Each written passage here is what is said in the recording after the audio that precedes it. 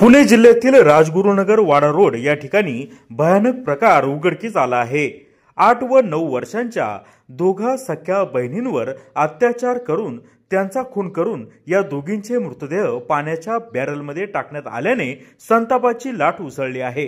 राजगुरुनगर शहरातील वाडा रोड या ठिकाणी वर्दळीच्या लोकवस्तीमध्ये हा प्रकार घडला। काल दुपारी या दोघी लहान मुली खेळत असताना अचानक गायब झाल्या होत्या। परिसरामध्ये शोध घेऊनही त्या आढळून आल्या नाहीत।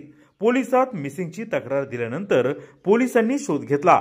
अखेर या मुलींचा मृतदेह घराजवळच असलेल्या व एका बारमध्ये काम करणाऱ्या परप्रांतीयांच्या खोलीत असलेल्या गुडघाभर पाणी असलेल्या बॅरलमध्ये आढळून आलाय।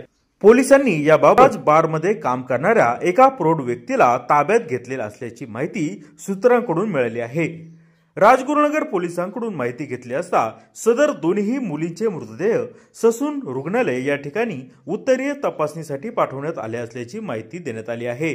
उत्तरीय तपासणीनंतरच अधिकृत माहिती देणार असल्याचे पोलिसांनी सांगितले। दरम्यान या मुली बाहेर गावाहून मोलमजुरी करण्यासाठी आलेल्या गरीब मजूर कुटुंबातील असून या प्रकाराने पुणे जिल्ह्यासह राज्यामध्ये संतापाची लाट उसळली आहे।